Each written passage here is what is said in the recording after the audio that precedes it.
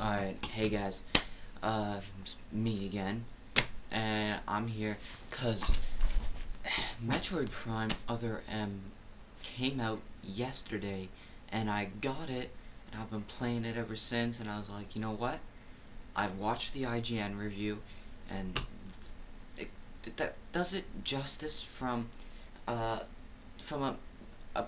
kind of perspective, a media perspective, but those are people who get paid so they could be saying good things for the game. Just, this is a good game. But, what about us, the normal consumers? So that's what I'm here for. I'm going to be the normal consumer telling you about this. And I've scripted it, written it all out for the first time. Written it. And so I'm just starting from here. So, Metroid Other M.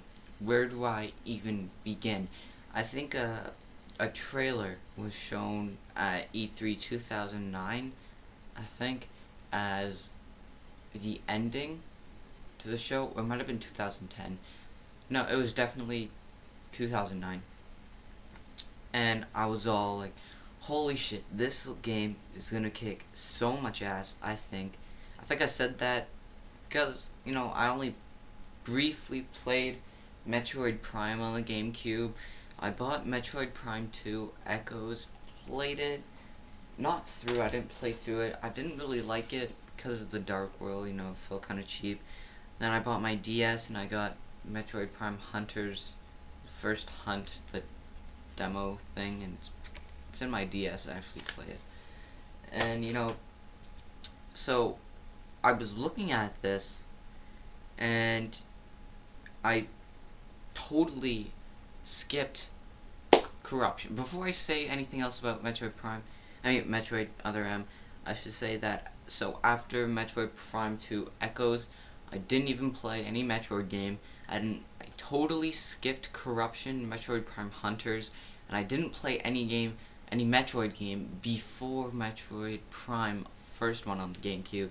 So skipped corruption, skipped Super Metroid, which I didn't like. I skipped it. I had a chance to get it, and I didn't take it. But once I found out that that is where this game fits in, I was like, you know what? This is a must-buy, because this is my chance to fill in on what happened in Super Metroid. I was really excited, not only because it was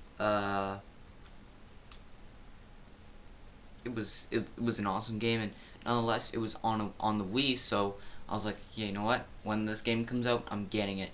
So as time progressed and went, well, 2 months, I completely forgot about the game until this edition of Nintendo Power number 255 came out, and it had the Metroid Other M cover, and it had the story, like it had an article on it right here. There we go. It has the article right here, and what was really cool was right here, it had these little slides for Super Metroid to Metroid Other M with Mother Brain and the Metroid, and it was all really cool. And then what was even better was it had the timeline of the Metroid series. So in a way that caught me up, and I got totally psyched again for the game when it came out. Well, when I saw that issue, and then when it came out, I traded in Super Paper Mario and Animal Crossing on the Wii, both on the Wii, and I got the game. Here it is, Metroid Other M. There you go. And I didn't script this part. This part where I'm talking about the game, this is all like coming from my memory. So just this morning I played a little bit more of the game. I got the grapple beam and some other powers, which I should mention, this Metroid game is like all the other Metroid games, except it's not like Metroid Prime or Corruption. It's more like the earlier games where it's a 2D perspective, but this one is really cool because it can change from 2D to 3D, because you're holding the Wii remote on its side like an NES controller or Super NES controller, and then at any time you want, you can point it at the screen and it'll go into the Metroid Prime perspective, like first person. You can look around, but you can't move around. So that, I don't really care, because it just doesn't really matter, because once you switch, once you point this back to normal, it just goes so easily that there's no time where you're like, come on, son of a bitch, turn. But there's no points like that. But anyway, back to the powers. So this game is like every other Metroid game in the sense that you don't get all your powers right away. See, no spoilers here. You go in with these group of like federal agents, like FBI, and this is in the future, and it's kind of weird because for a reason I'm not going to spoil, Samus uses one of her powers and then decides, you know what, okay, I'm going to wait until this other guy authorizes me to use this power. So you're not going around defeating bosses and getting your powers. You're going through and you're going to get to an area where you can't do this yet because you don't have this power. So you're going to go and just explore some more, and then you'll be authorized to have that power. And you don't have to backtrack. Like the story, what I've really noticed is in Metroid Prime, it's all backtracking, but in this game, the story makes it so that you backtrack, but you don't really notice that you're backtracking because you're progressing through the story. That's what I really like. So it's tied in this kind of a rope. So you're going and you get to this place, and you're like, shit, I can't do anything here because I don't have this power.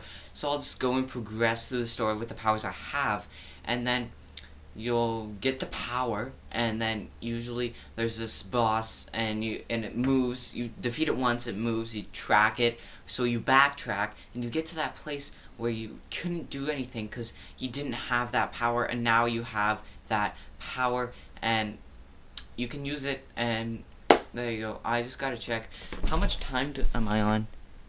Alright, I'm on 7 minutes, so I've got lots of time, 15. So, I really like that aspect because with Metroid Prime 2, I really felt like, oh man, I'm gonna backtrack. And in the Dark World was one of the reasons I didn't like this game, because you had to keep going back, and it sucks your energy, and you just have to go back and back and back and back and forth. It was like that and that and that. It just you kept going, but it kept getting bigger and bigger, and that just really killed the game for me. So I'm glad that they really didn't do that in Metroid Prime Other M. And if you saw that, that was sick, because I kind of accidentally threw it, and then I caught it, which is awesome. So there's really not much else I can say about Metroid Other M. Oh yes, one more thing. People I hear are complaining that the cutscenes like they did with Metal Gear Solid 4, they're just huge cutscenes. And let me tell you, one thing I like in video gaming the most is cutscenes, because I feel like, I've gone through a whole bunch of shit, like huge enemies, gone through loads of shit, and my reward is an amazing cutscene, and I really like that. I really like that kind of stuff, and that's what they do in Metroid Other M. It's the cutscenes. This is the main core of the game. Like, here's Metroid Other M in a nutshell, and the core is the cutscenes, the storylines, and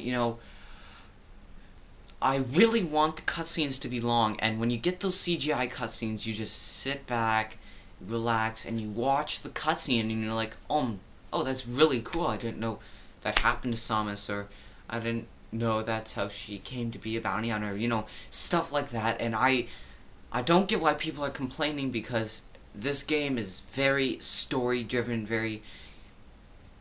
it's not confusing like Metal Gear Solid 4, like it.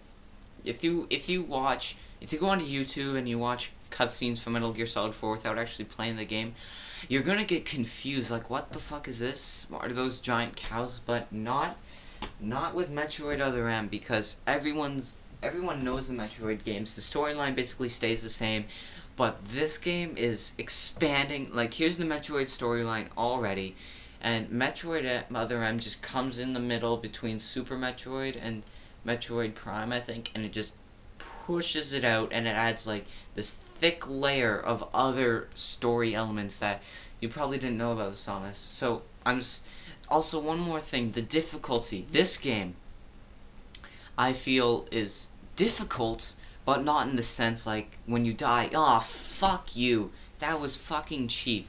No, it's not like that. It's like you die, oh okay, I'll just kind of do this more like dodging. So let me explain that. Dodging is when an enemy fires a projectile at you, like a laser or something, at the right time, if you press the D-pad in left or right, Samus will dodge and she'll get a charge and you can fire at the enemy, and you know, that's really helpful. So it doesn't make the game, doesn't break the game, difficulty is just right. But I'm gonna wrap it up because, you know, I'm not really telling you anything that you really didn't know. I'm just telling you what you need to know. And if you're a Metroid fan and you're thinking of not picking this game up just because it is so radically different from the Metroid Prime games, and those are your favorites, it's so radically different, don't do that. Go pick up the game, rent it. You won't be able to beat it in the time that you rent it. So rent it, play it. I'm guaranteed that you'll like it, and then you'll go buy it, and you can just continue on from there. So definitely give this game a look. This game is amazing. Even if you're not a Metroid fan, this is a perfect time to be a Metroid fan, because you get everything that Metroid is in this package that isn't hard. It's not easy. It's just perfect. Go get it right now. And if you're a Metroid fan, not a Metroid fan, you're gonna like it either way. Alright, see you guys later. Thanks for watching. Peace out. Definitely go buy this game. Thanks.